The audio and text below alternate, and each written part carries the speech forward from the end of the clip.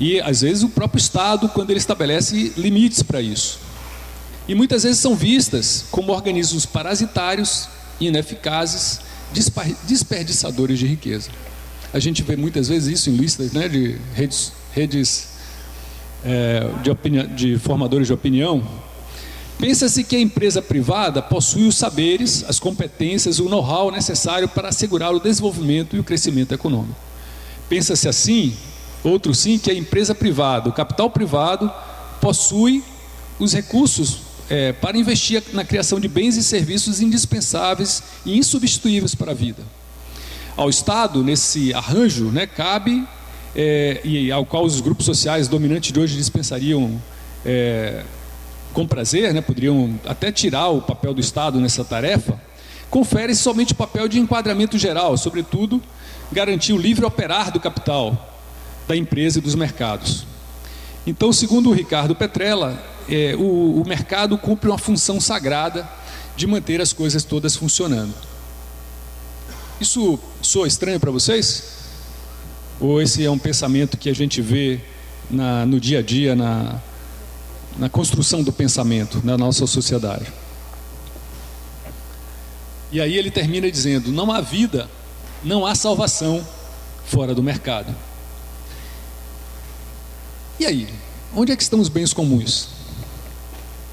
Como é que ficam os bens comuns nesse debate?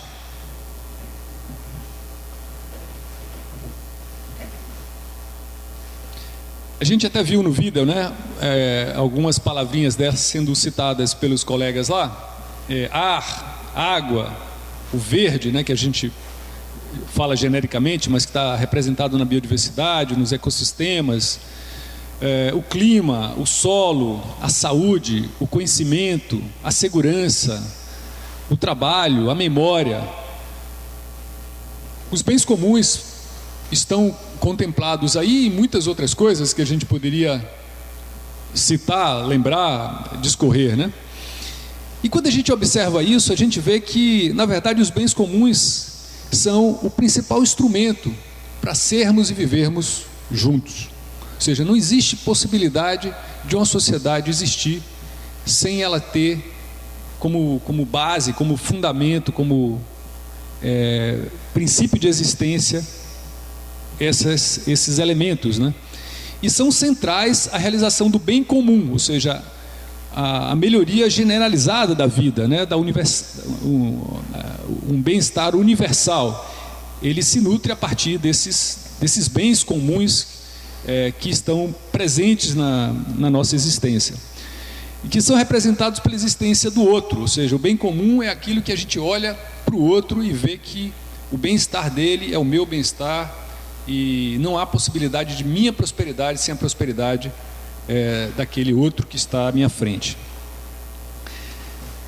E esse cientista italiano, ele foi recentemente entrevistado pela Universidade de Unicinos e fez uma longa discussão sobre como é que a sociedade contemporânea ela precisa se voltar intensamente para esse tema dos bens comuns. Ou seja, a dimensão de prosperidade, a dimensão de bem-estar, ela caminha hoje indissoluvelmente relacionada aos bens comuns. Isso é tão forte que quando a gente pensa, por exemplo, as manifestações de rua que aconteceram no Brasil em 2013, né, que ficaram marcadas na história recente como um movimento inacreditável, né, que inclusive não se sabia direito por que aquilo estava acontecendo. Aparentemente o país estava melhorando, a economia estava se desenvolvendo, o nível de emprego estava alto, a renda per capita aumentou, o nível de consumo das pessoas melhorou. Por que as pessoas estão reclamando? Inclusive uma das lutas naquele momento era o valor de centavos do ônibus, né?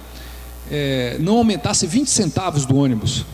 Aquilo eclodiu um movimento de rua que aí começou a se somar a questões de saúde, a questões de segurança, a questão da mobilidade urbana, a questão da poluição e tantos outros temas que surgiram de todos os lados. Cada cidade do Brasil, manifestações de rua surgiram, e todas elas com manifestações as mais diversas.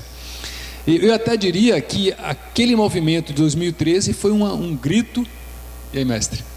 foi um grito pelos bens comuns, que até foi difícil para os analistas interpretarem aquilo, né? Mas na verdade havia uma percepção generalizada, um desconforto generalizado da sociedade brasileira de que tudo bem, eu estava com uma geladeira nova em casa, eu estava comprando minha cerveja, eu estava com um carro na garagem, eu estava sei lá, podendo comprar mais, mas todavia, contudo, entretanto, a minha vida tinha talvez piorado. Mas piorou por quê? O que não estava melhorando? A gente vai observar que a mobilidade urbana piorou bastante. A gente estava observando que o saneamento básico nas cidades não tinha sido melhorado. A gente estava observando que as áreas públicas, praças, jardins, parques, não estavam sendo bem cuidados. Ou seja, é como se o Estado, e não só o Estado, mas o estado das coisas, não tivesse atentado para necessidades comuns da sociedade. Uma escola pública de qualidade, uma boa biblioteca e por aí vai. E aí eu queria citar para vocês uma estudiosa, uma outra estudiosa que ajudou muito a colocar esse assunto dos bens comuns na ordem do dia, no nível bem alto. Ela inclusive ganhou o Prêmio Nobel de Economia em 2009, mesmo sendo socióloga, mesmo sendo uma cientista da área mais de antropologia, sociologia, ela ganhou o Prêmio Nobel de Economia, quando ela disse o seguinte: é preciso observar o valor da cultura e das relações, o cuidado com os bens comuns, materiais e imateriais. E ela deu uma atenção extraordinária àquelas sociedades em diferentes lugares do mundo que tinham estabelecido princípios, valores, regras, práticas relacionadas ao bem comum. Então ela foi estudando experiências na América Central, experiências na América do Sul, experiências na África, na Austrália, na Ásia, e levantamentos exaustivos de relações de comunidades com os seus bens comuns, vendo aqueles casos impressionantes, exitosos de cuidado com os bens comuns que essas comunidades estavam realizando. E ela fez um contraponto a uma visão que até hoje é muito comum, que é a análise inversa. É a análise de que aquilo que é comum não vai ser bem cuidado, porque aquilo que é de todos não é de ninguém, né? Essa é uma visão meio comum que nos venderam, né? Se aquilo ali não pertence a ninguém, ninguém vai cuidar. Então alguém tem que tomar conta daquilo, alguém tem que ser proprietário daquilo. Então a lógica, inclusive, da privatização é uma lógica nessa perspectiva, né? O público não vai conseguir cuidar daquilo. O Estado não vai cuidar, a comunidade não vai cuidar. É melhor que a gente privatize aquilo e aquela empresa ou aquele empreendedor, ele vai tomar posse daquilo e vai dar o uso adequado, né? Então esse raciocínio ele está presente muito fortemente no século XX, e um pensador que foi muito analisado por essa Elinor Ostrom, eu vou citá-lo mais à frente, Hart, ele dizia que os bens comuns vão viver sempre a tragédia dos bens comuns. Ele usava como exemplo um caso bem pueril, bem básico, bem simples, dos campos que não tinham propriedade. Então, digamos que você tem uma área de 100 hectares de pasto que pertence a uma comunidade. E aí, o uso daquela pastagem, ela é de todos, mas a pastagem não é de ninguém.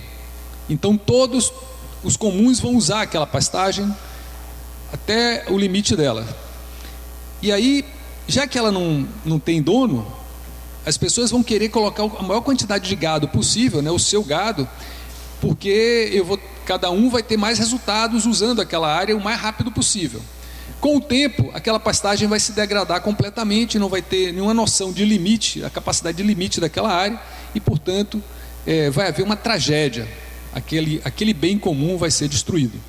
E ele defendeu isso de uma maneira muito enfática. Isso impressionou a economia e isso influenciou muito o pensamento econômico. Por isso a ideia de privatização do mercado, da iniciativa privada, regulando as coisas. E a ideia também sagrada, né, da teoria de mercado, que diz o seguinte: se todo mundo defender os seus próprios interesses, vai dar tudo certo, porque os interesses de cada um individualmente vão entrar em disputa e o Estado vai ser um pacificador desses conflitos e no final a gente vai ter uma sociedade equilibrada, mais justa, né? Inclusive porque o mercado ele ajuda nessa superação das diferenças de oportunidades. Ele vai criar um ambiente de oportunidades para todos. E ela, a Elinor Ostrom, ela muito incomodada com essa visão, ela disse: não, eu vou estudar esse assunto com mais atenção e eu creio que isso não faz sentido. Essa tragédia dos comuns não vai explicar o planeta, a maneira como a gente lida com o planeta. Inclusive mostrando o contrário, fazendo uma reflexão do inverso disso.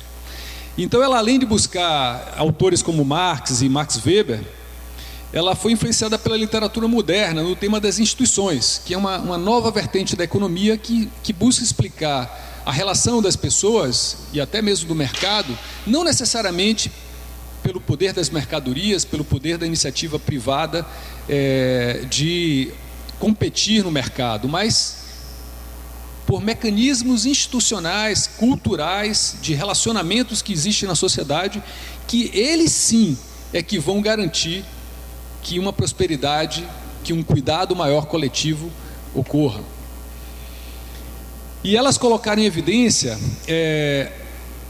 experiências de institucionalidades voltadas para a gerência de recursos comuns, a fim de promover o seu próprio desenvolvimento. E ela fez uma releitura da tragédia dos comuns do Harding. O Harding defendia, como eu falei há pouco, que o ser humano segue a lógica do benefício individual diante de um recurso compartilhado. Esse pressuposto é demonstrado através de uma pesquisa em que o autor supôs pastores que entenderiam internalizar os benefícios e externalizar os custos para o comum, né, ao incluir cada vez mais animais naquele pasto. Ele concluiu que a gestão compartilhada levaria a um esgotamento dos recursos, quando toda a comunidade seguisse o mesmo padrão de comportamento. Então, o Harding ele influenciou gerações de pesquisadores de ciências sociais e até os estudos mais quantitativos de economia sempre trabalharam com teoria de jogos e com o comportamento dos indivíduos, onde cada um estava disputando seus próprios interesses, suas próprias necessidades, não necessariamente pensando no coletivo. E ela disse outra coisa. Ela disse o seguinte, que os fundamentos da cooperação e a necessidade imperiosa de encontrar coletivamente soluções para um patrimônio compartilhado, do qual todos dependem, é a chave para a promoção do bem comum. Então, é como se eu tivesse dois impulsos dentro de mim. Eu tenho um impulso da minha sobrevivência direta, da minha... atender às minhas necessidades pessoais, mas eu também tenho uma ideia de que eu não sou uma ilha, que eu sou parte de um coletivo e que esse coletivo tem cuidados necessários para serem feitos e que se eu cuidar do coletivo, eu também vou me beneficiar disso. E ela mostrou, com pesquisas intensas, que muitas sociedades do mundo estão vivendo em ambiente de forte cooperação. Não necessariamente movidos por estímulos monetários, mas por outros estímulos, né? Seja pela alegria de contribuir, né? De ser voluntário em fazer coisas, seja por altruísmo, seja por reconhecimento de honra, né?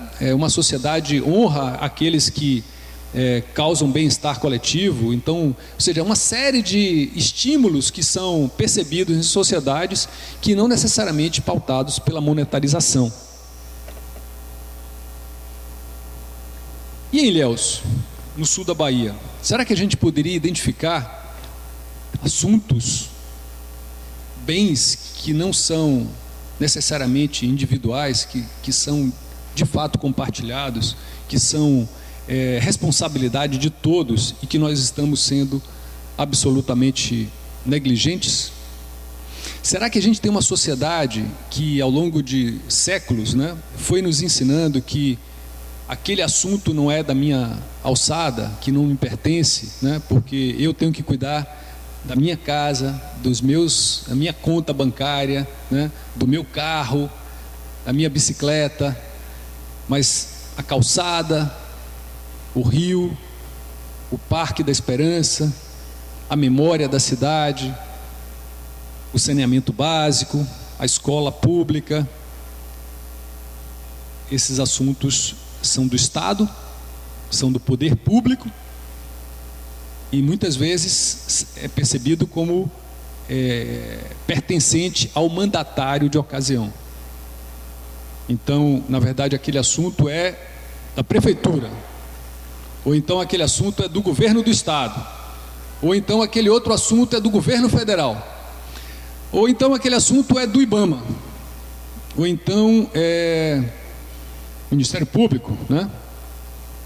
Ou seja, a sociedade ela vai transferindo crescentemente para outra entidade o endereço dela. A gente, de acordo com a competência, né, com o conhecimento, sabe o conhecimento, a gente sabe endereçar exatamente quem é responsável por quê, e a gente não imagina que nós temos responsabilidade direta também por esses temas, né?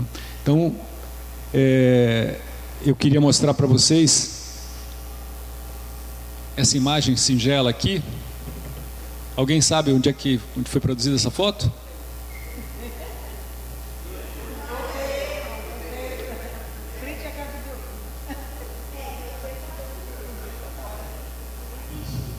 Outeiro de São Sebastião, o início da cidade de Ilhéus, né? Um dos bairros mais elegantes dessa cidade, mais calmos, mais solidários. Uma vez eu saí de casa num período de festa junina e fiquei encantado quando meus vizinhos e vizinhas falaram: olha, aqui no bairro, foi o meu primeiro ano ali de São João, né? Aqui no bairro, no São João, todos se visitam, todos colocam alguma coisa na porta para compartilhar. E, por favor, você seja convidado a visitar nossa casa, tomar licor, comer amendoim, etc. Eu falei: puxa vida, que coisa maravilhosa a cultura desse bairro aqui. E de lá a gente pode ver esse encontro maravilhoso dos rios que chegam em Ilhéus, né? O Rio Santana, o Rio Cachoeira, o Rio Fundão, e um pouco ao lado, fora dessa península ou dessas ilhas, Ilhéus, o Rio Almada, né? Então, uma cidade extremamente abençoada por um conjunto de rios, né? Extremamente abençoada por um manguezal extraordinário que envolve esses rios todos e avança em direção à Lagoa Encantada, avança em direção ao Rio do Engenho, né? E esses manguezais que são promotores de uma riqueza natural extraordinária, os peixes, que são os caranguejos, que são os aratus, são os camarões, são as ostras, né? Uma quantidade incrível de alimentos que esses rios produzem gratuitamente para todos nós, né? Também o nosso Oceano Atlântico, né, que orla nosso município aqui no lado leste. Temos mais de 80 quilômetros de costa, alguns falam em 100 quilômetros de litoral. Ou seja, Ilhéus é dotado de um litoral extremamente generoso, extremamente largo. Ilhéus também tem uma área urbana, rural, próxima, que é um parque municipal, no qual a gente tem cerca de 400 e poucos hectares de floresta atlântica, praticamente dentro da cidade, do lado da rodoviária, né, que pode ser alcançada pelo rio, pode ser alcançada por terra. Oi? Vou terminar antes. E eu trouxe uma outra imagem aqui, só para inspirar a gente também, que é exatamente essa visão de costa que nós temos a partir de Uruçuca, de Serra Grande, mas que compõe realmente a nossa natureza regional, né? Então, esse mirante que é tão fotografado, tão visitado, e que, até onde eu sei, não pertence a ninguém, pertence a todos nós. Tem uma área particular que sustenta ali o piso, né, do Mirante 2, Mirante 1, mas na verdade é uma vista de todos nós. Eu até gostaria muito que esse mirante fosse tornado público, uma área realmente da sociedade, desapropriado para fins públicos, que pudesse ser usado de maneira mais livre por todos nós. Aí tem a memória das jangadas, né, Helper? Aqui temos, aqui nessa praia, várias jangadinhas estacionadas aqui, que saem de manhã cedo, voltam pela tarde. Os pescadores de Serra Grande, a Ponta do Ramo, Ponta da Tulha, compõem esse cenário. Então eu vou ficar por aqui, para que a gente possa conversar mais sobre esse tema dos bens comuns no contexto de Ilhéus, e se fosse possível a gente esgotar um pouco no primeiro momento a ideia, o conceito de bens comuns, né? Tá claro o que é bem comum, quais são os bens comuns que realmente afetam diretamente a nossa existência, quais são os bens comuns que a gente pode, independente de Ilhéus ou São Paulo ou Nova York, quais são os bens comuns que a gente tem vivenciado na nossa existência, numa cidade, né? O que aparece, o que é mais visível, e eu acho que aí depois a gente poderia conversar um pouco mais sobre a nossa realidade do município, né? Como é que a gente pode dar atenção, como é que a gente pode valorizar, não pela moeda, mas pelo valor cultural, pelo valor espiritual, pelo valor existencial que nós podemos dar a esses bens. Então, fico por aqui. Ok. 5 perguntas. Aberta então a rodada, gente. Quem vai primeiro? Só levantar a mão que o microfone chega até. Opa! Bom, eu acho que em termos de conceitual, que é bem comum, eu diria o seguinte: eu acho importante a gente ter assim a noção de que todo bem comum ele é decorrente do bem maior, que é a natureza material, a nossa cultura, né? A mentalidade que se desenvolve no lugar. Então acho que esse é o bem comum mais precioso que nós temos, e tudo decorre daí, né? E em relação ao vídeo, né, que nós assistimos, e a essa belíssima explanação de Rui, eu só queria fazer um comentário, que é uma coisa que, como educador, me incomoda há muito tempo. Tenho 72 anos. A minha primeira participação num evento sobre meio ambiente, sobre natureza, foi em dezembro de 1979. São 37 anos. Fui convidado para participar de um simpósio em Rio Branco, no Acre. Nós estávamos pensando naquela época em ir para Angola. Eu era um ex-preso político que tinha, né, acabado de... nós tínhamos atuado naquela luta pela ditadura, então a esquerda estava muito se mobilizando em direção à África, que era o momento em que aqueles países estavam, né, concluindo o seu processo de libertação, e era um campo que a gente tinha de atuação. Aí eu cheguei em casa e disse assim para a Cláudia: Cláudia, eu conheci a Angola brasileira. Ela me respondeu o seguinte: eu acho que, né, não tem mais sentido a gente ir para a África. Ela disse assim: então nem vamos discutir muito, que a gente acaba não indo. Aí nós fomos para a Amazônia, vivemos lá 6 anos, né? Isso em Rio Branco, no Acre. Então, desde essa época, uma coisa que me incomoda muito quando a gente discute sustentabilidade, né, e tudo isso, é que eu vejo que talvez a força mais vigorosa que a gente tenha para modificar toda a visão que se tem a respeito, né, daquilo que nos cerca, dos nossos bens comuns, eu acho que é através da educação, porque a gente não vai conseguir, né, uma transformação realmente verdadeira apenas com as ações, com os processos que a gente desencadeia a curto e a médio prazo. É fundamental que a gente pense a longo prazo, e o longo prazo precisa começar já, porque senão ele também perde o sentido.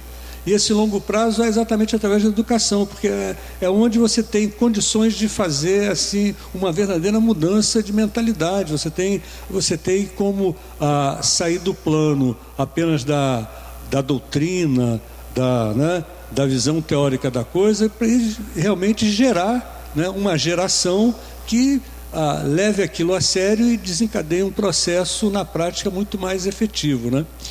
E aí eu vejo o seguinte, quer dizer, há um crescimento dessa preocupação dentro da educação brasileira, mas sempre com ações pontuais, né? Sempre com paliativos. Não existe um esforço continuado, não existe uma formação específica que se aprofunde para que esse trabalho seja realizado de uma maneira mais consistente, cada vez mais consistente ainda, né?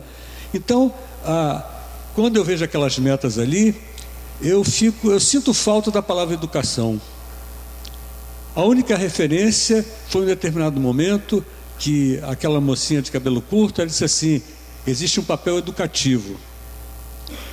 E quando eu falo em você mexer com a educação, você transformar tudo através da educação, através da rede municipal, isso é mais fácil. Você interferir, você modificar, você normatizar, você regular no sistema, né, de ensino do Estado ou federal é muito mais complicado, mas no município isso ainda está ao nosso alcance. Então o que eu coloco é o seguinte: eu acho que a gente tinha que começar a se preocupar em preparar, digamos assim, um projeto em que através da educação no município, né, começasse a ser desenvolvida. Vou usar aqui como eu ainda não consegui criar uma palavra melhor, vou criar uma expressão longa, né? Eu acho que teríamos que ter assim atividades práticas de cuidado com a vida na natureza,